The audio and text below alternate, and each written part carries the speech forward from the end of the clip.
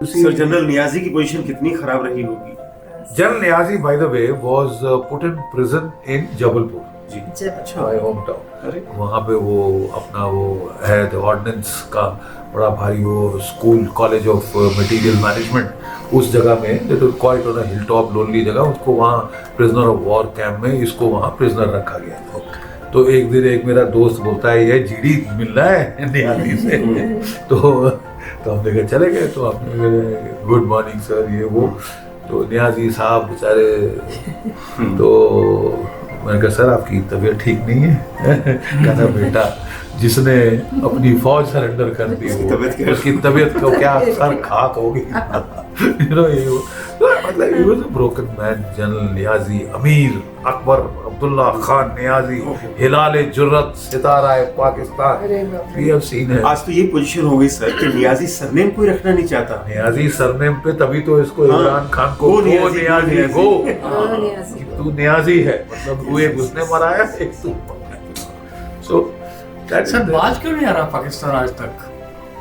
देखिए वो बोले कुत्ते की दुम आप नली में 10 साल डालो उसके बाद निकले तो वो टेढ़ी मिले।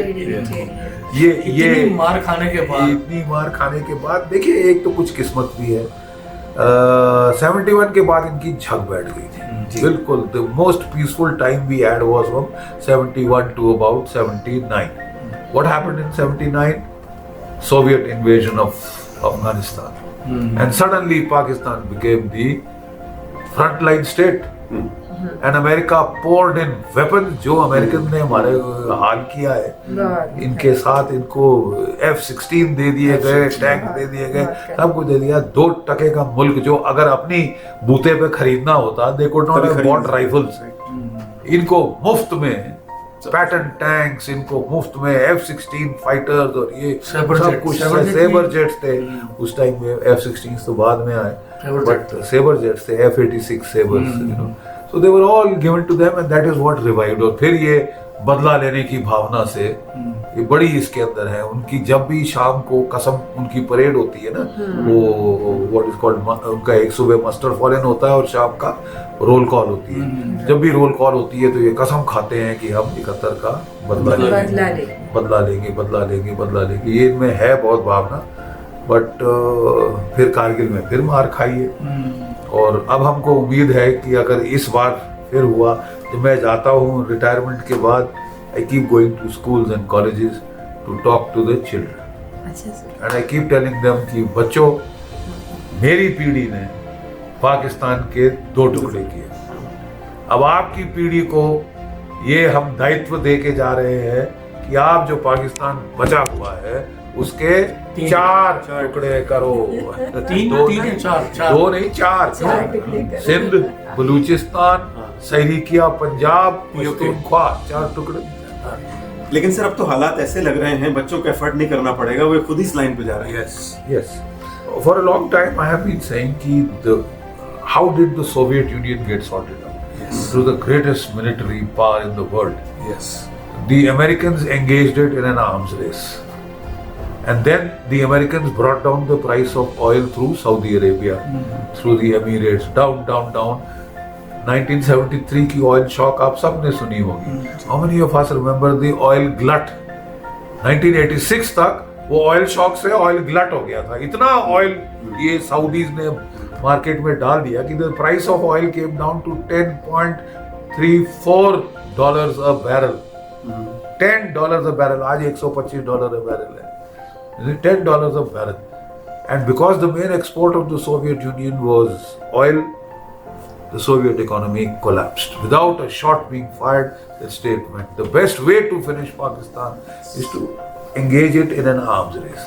Unfortunately, हम लोग अपना defence budget as percentage of GDP घटा रहे हैं। अपनी फौज को आपको मालूम है कि जो पिछले 2 साल में कोविड के नाम पे कोई भर्ती नहीं हुई। सो ऑटोमेटिकली फौज की ताकत 2 लाख से कम होगी। यहाँ एक अजीब सा एक ख्यालात है कि साहब ये फौजी ऐसे ही फालतू पैसे खा रहे हैं। हमारे पॉलिटिकल लीडर कुछ ऐसे हैं सर ऐसी स्टेटमेंट दे देते हैं। नहीं वो उनको लगता है कि साहब ये वेस्ट है। हाँ, वेस्ट। आज एक बैंक फेल हो जाएगी 1.5 लाख करोड़ करोड़ आप उस बैंक, 1.5 लाख करोड़ उसमें डाल दी। उस बैंक को आप बचाने के लिए ये लो साहब। बट फौज को आपको 100 करोड़ की कोई चीज देनी होगी, रो रो के मर जाते हैं। I don't know why. ये हमारी साहब, ये हमारी जो है कि वजूद में चला आ रहा है, वो बोलते ना दस्तूर कि we will not spend on our weapon. जब तक हम मार ना खाएं, टूटे ना पिटे ना, हम लोगों को ये नहीं है। और तभी जैसे we are reducing man power. Russia Ukraine war में अगर एक लेसन इमर्ज होता है तो वो क्या है? Man power is critical. 1.5 lakh से रशिया ने यूक्रेन पे हमला किया है, जिसकी फौज में आज के दिन 2.5 लाख है। You know that? Now is Russia short of weapons? No, कोई कमी है रशिया के पास हथियारों की? बट बगैर मैन पावर के, ट्रेंड मैन पावर के जी बाहर आ गई। सर इज ओल्ड सेइंग है, हथियार नहीं लड़ते हैं, मैन बिहाइंड लड़ता। God is always on the side of the big battalion. Sir, I have a question. Please. Sir एक अभी अपनी इंडियन आर्मी ने एक इनिशिएटिव शुरू किया कॉल ऑफ ड्यूटी का, जिसमें 2 या 3 साल के लिए कोई भी जाके उसमें पार्टिसिपेट कर सकता है। So is it beneficial? That is what I'm deadly against. I'm saying कि जब एक देश पे खतरा आता है, then you have to spend on your defense. You have to increase your defense budget. Germany has doubled its defense budget. उनको खतरा लगा, double defense budget. ठीक है? That is what you had to do after the Chinese attack. उसके पहले नेहरू जी बैठ के नहीं, नो, हम शांति, पंचशील, नॉन अलाइनमेंट, फलाना ढिमकाना, वो सब हम राग सुनते रहे। और उसके बाद we had to increase our defense budget by 10 times more or less, you see. So the fact of the matter is, when you are under threat, you have to spend. Your security doesn't come cheap. So instead of increasing defense budget, do you know as a percentage of GDP, our defense budget is down today to 2.1. It had almost reached 3% in the 71 war period, but now today it is at 2.1%. Minimum that you need is 3%. 3%. You know, of the which is balanced kind of a defense budget. But the fact of the matter is, the defense budget of America is about $800 billion per annum. The defense budget of China is $293 billion. What is your defense budget in percentile terms? It is $77 billion a year.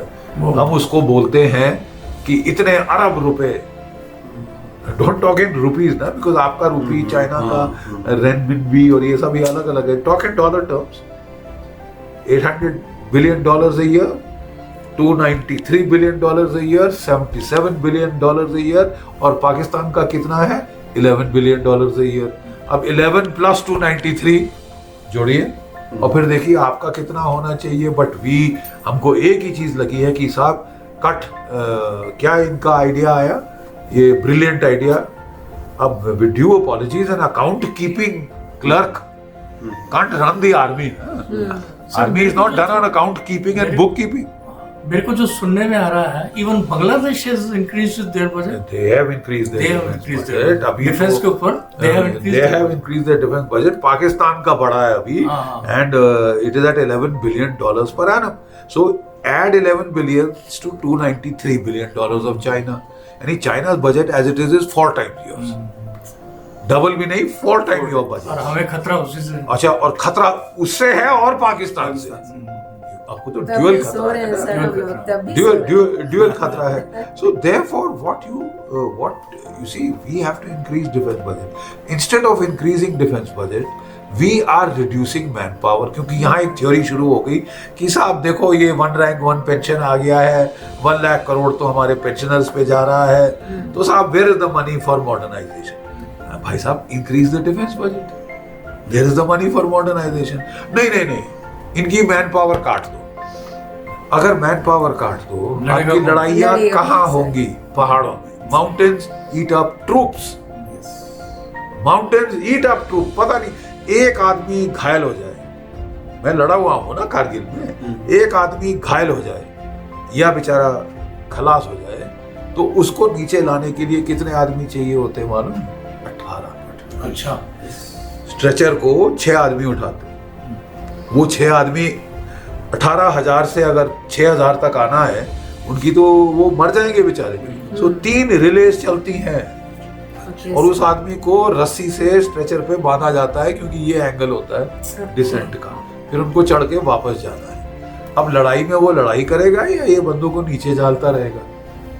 तो you know this cut man power, counter insurgency, counter terrorism, man power intensive.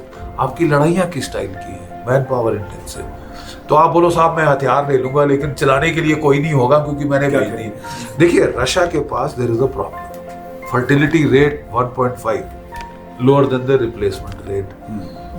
ठंडी जगह है, vodka पीते रहते हैं बेचारे, तो reproduce तो हो ही नहीं रहा।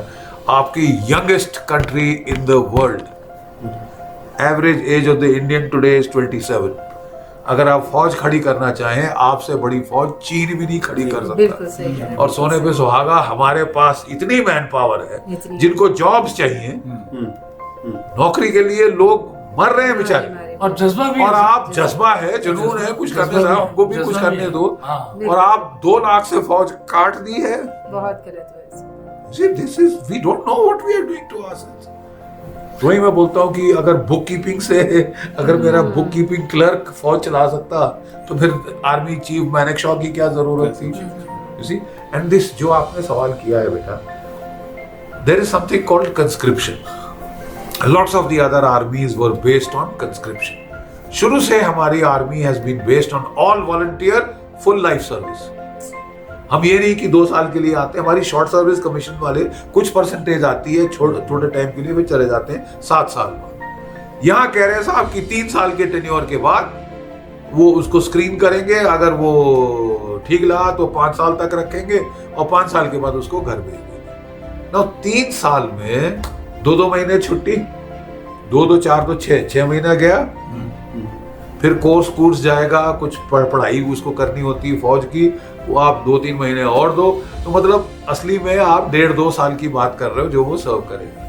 अब वही बात हो गई कि ना उसको लोग इतना पहचानेंगे, ना इतना ट्रस्ट करेंगे कि ये तो यार जाएगा, ये तो चलते रहे, प्यारे फौज है, ये आएगी कल चले जाएगी, तो कौन उसको इतना ट्रस्ट करेगा, कौन करेगा? वो भी जब निकलेगा बगैर पेंशन निकलेगा, वो कुड़कुड़ करता रहेगा सारी जिंदगी कि साहब मैं भी तो लड़ा था, मेरे को नहीं पेंशन दी, ये नहीं दिया, you know, so it's not a very neat arrangement. It may look good on paper.